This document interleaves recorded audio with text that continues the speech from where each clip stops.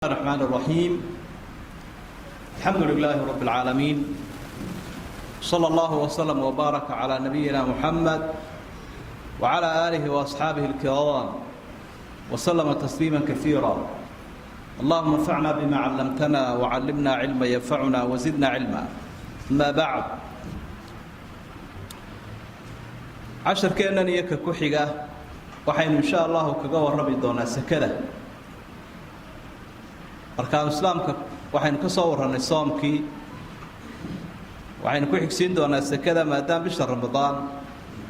dad badan oo muslimiinta ka mid ah sakada ay bixiyaan. sakada waa amaanay quraanka kariimka qofka sakeynaya naftiisa iyo xoolahaba.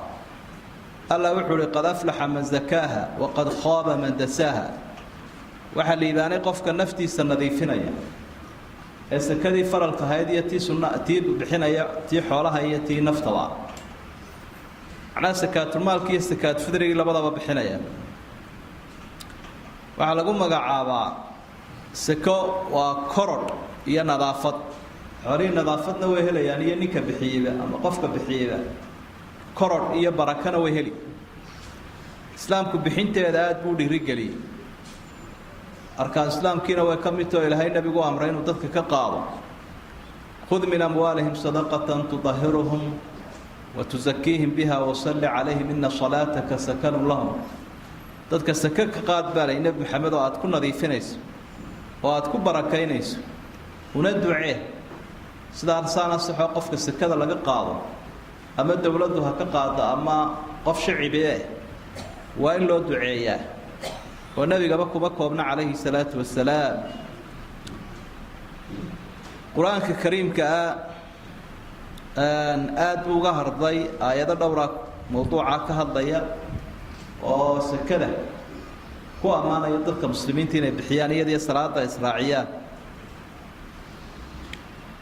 قف كمركا بحين واينا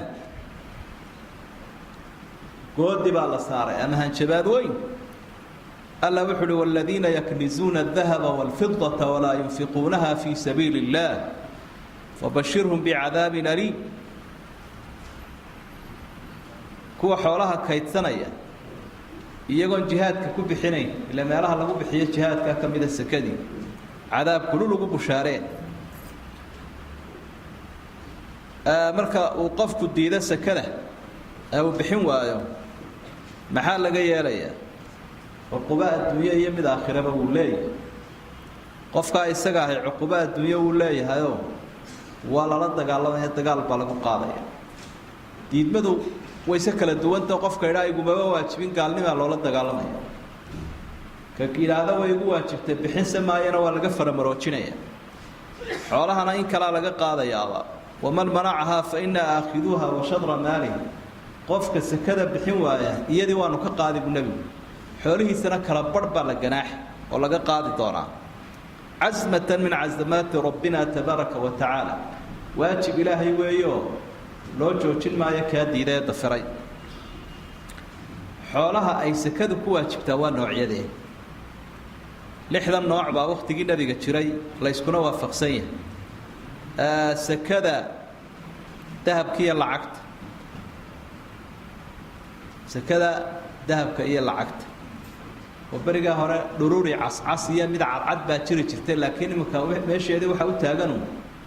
تم بانك أكون ذا تعلقية توراقها هي إلكترونية يوحنا ولا يسكدري بحيل عجب وحسده كلا يدنا يمجاري دون سكذا سكات فدرج الله يراه أما سكذا لقى بحية شركة سكذا جرع سكة وحلا ينادي الركاسك ووقت جي meesha islaamku aanu xoreynin xoolo lagu aasay weeye kadibna la xoreeyay dalkii lagala soo baxay hadda ma bahaynaba ka iyo sakadii xoolaha nool iyo sakadii beeraha. sakadu waxay leedahay qodobada aynu sheegnay ama maalka noocyada kala duwan ee sakadu ay ka waajibayso mid waliba wuxuu u baahan sharax dheeraad ah oo si gaar ah loo iftiimiyo. laakiin si guud baynu hadda u sheegnay qofka sakada bixinaya wuxuu leeyahay shuruudo. haddii shuruudaha laga waayo saka laguma leh wixii aan xoolaha hore aynu soo sheegnay ahayna saka laguma lahay ka dhiganta sakada qofka laga qaadaya waa inuu xor yahay leanna qofkan addoonka la idhaahdaa dee isagu waxbaba ma leh qofkii isaga lahaabaa xoolihiisa leh xorriyaddaas waa shardi asaasi ahoo dee qofka tasarufkiisi baa ku xidhan shuruudaha waxaa ka mid a inuu muslim yahay oo haddii uu gaal yahay hadda sake lagama doonayo islaam baa laga doonaya inuu islaamo sakadu qofka laga qaadayo shardi uma aha shardiga cibaadooyinka kale loo xidho ee aynu caqli leeyahay oo uu qaangaar yahay macnaa baaliq baa la baaliq caaqil mukallaf shardigaa cibaadooyinka kale waa loo xidhaa laakiin halkan waxba loo xidhi maayo cibaadada maaliga ah qofku hadduu waalan yahay oo xoolo uu haysto waa laga bixinaya hadduu asaasiq yahay xoolihiisa waa laga bixinaya sakaad fudriga sakadii maalkaba dad badan oo asaasiqaa jiro oo waayeela qaar waalan baa jira haddana xoolo leh sakadii waa laga bixinayaa waayo nebigu shardi unbuu u dhigo wuxuu ihi tu'khadu min aghniyaa'ihim waxaa laga qaadayaa muslimiinta maalqabeenkooda marka qofkan waalan iyo kan sabiga ahay maal ma leeya wey saka ka bixi karto haa daliilka wuu soo galaya oo laga qaadaya shardiga saddexaad waxa weeye xooluhu inay gaadhaan heerkii ay ku sakoobayeen waanaynu sheegi doonaa taa xagga dambe insha allah inay dee shay waliba wuxuu leeyahay qadar uu ku sakoobo lixdaa nooc aynu soo sheegnay heerkaa jeer u gaadhay saka laguma laha wey marka waa inuu heerkii gaadhaa oo dee adhigii geelii lo-dii markaynu soo qaadano geelii 5 buu ku sakoobayaa adhigii wuxuu ku sakoobayaa 40 lo-dii 30 lacagtii waynu gaadhi insha allah shardiga afraad waxa weeyaan in 12 bilood ay u soo wareegaan haddii 12ka bilood aanay soo wareegin seko laguma laha si kale haddii loo dhigo islaamku hal mar buu ka doonayaa sanadkii qofka sekada taasina nabigaa sheegay calayhi salaatu wasalaam laa zakaata fii maalin xataa yaxuula calayhi alxawl xoolaha seko laguma yeesho ilaa sanadu soo wareego sanadkana waxaa fiican in lagu xisaabtamo kan hijriga ama aan idhaahnay bishan dayax haddii tii miilaadiga ahayd lagu xisaabtamo dhinaanshaa yimaada ama sanadaha ka dhex baxa oo 16 sanaba 6 bilood baa ka baxaya 33 sanana sanad baa la waayay oo ay isdheeriin sanadka hijriga iyo ka qamariga 100 sano 3 sano u dhaxeeya marka dad mesela hadii aad da tirsanayso 66 jirtaay oo miilaadiga tirsanayso macnaheedu waa maxay xagga kalena waxa tahay 38 jir reer magaal badan isma oga yaa dan bishii dayixi 2 sano kugu jira ninkaaga 66 jirkii waa miilaadiga laakiin marka la eego tii qamariga 2 sano kula socda marka rag badan baa yar baraarugay la sideedii waxa tahay 68 jir baad saadaradeed waxa fiican ama waajib badeen noqonaya in sanadka la ilaaliyo sanadkaana islaamku waxa uu ku doortay waa ka ummadda ugu sahlan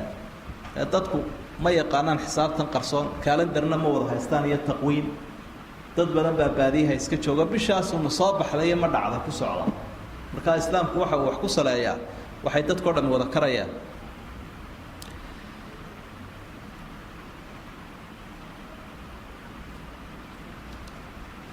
waxa jira markaa shardiga xoolaha qaar baa laga soo reebaya oo aan iyaga shardi u ahayn in 12 bilood u soo wareegaan shardi qaar aan ahayn baa jira waxa kamid ah sakada beeraha 12 bilood lama sugo arabakhida digirta aroorka waxa dhan marka la jaro markaas baa la eegaa 20 gadbadood ma gaaraya marka hadduu gaarayo waa sakagal looma eega sanad waa mid waxa labaadan saka loo eegaynin aan loo eegaynin sanad maqasha ku dhalata xoolaha geeliyaar iyo lamid kasta ma qalba ku soo biirta oo dhalata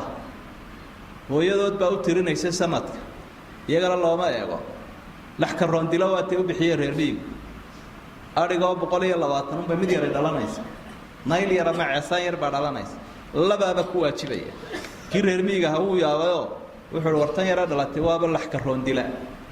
neef ka weyn bay iga dishay diridda damala waa la iga qaaday buu uga jeedaa si kale iga qaaday waxa iyaduna sidoo kale ganacsiga faa'iidadiisa ila waa maqashii oo kale unay 12 bilood waad shaqaynaysaa laakiin bishan u dambeeyo ma faa'iido heshay faa'iidadana waa lagu darayaa raasamaalka si kale haddaynu u dhigno markaad sakada bixinayso qiimeynayso maalka aad qiimeynayso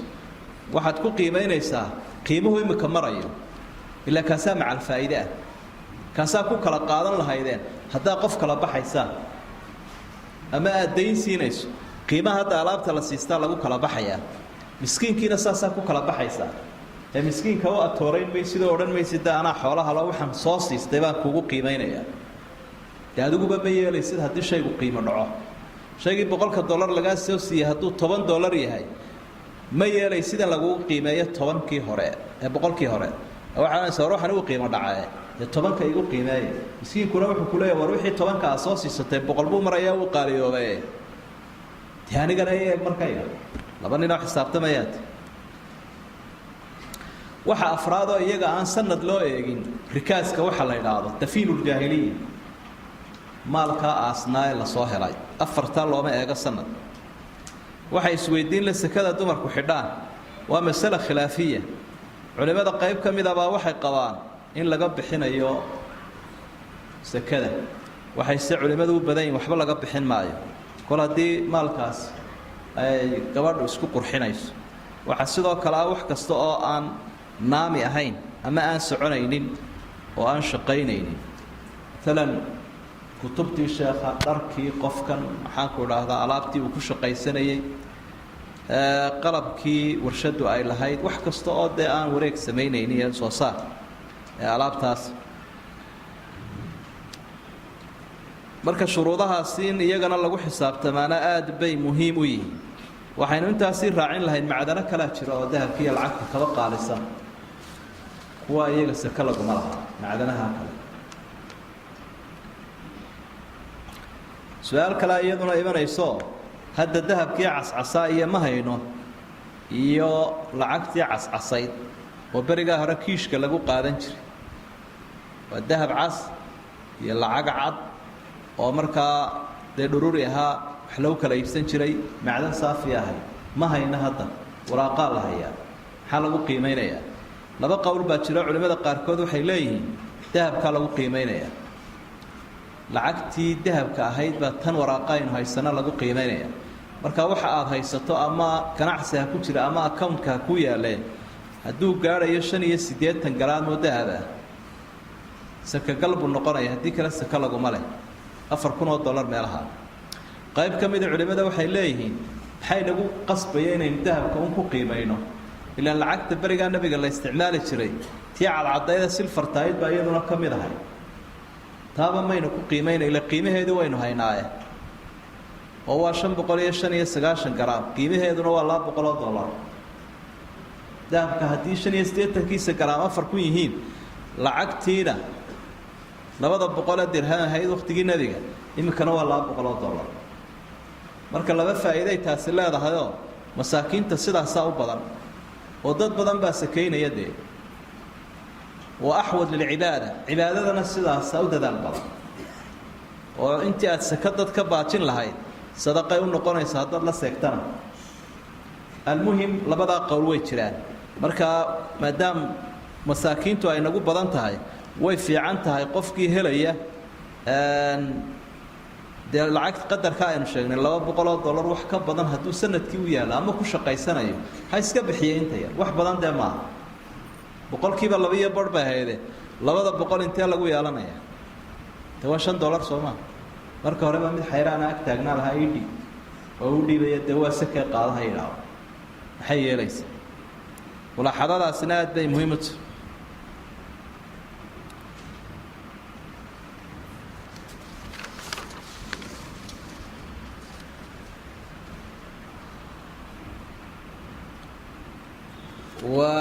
وهذا ما أقوله وأستغفر الله دنبقنا الله لاف كوارد كان الله لاف صوم كي صلاة دي عبادة ضلنا الله إنك أقبله عمل كنا تشنا الله إنه بدل عذاب كان الله إنه بادي عفو السيع عفو بعضنا الله إنه صلى الله على نبينا محمد وآله وصحبه وسلم سبحان ربك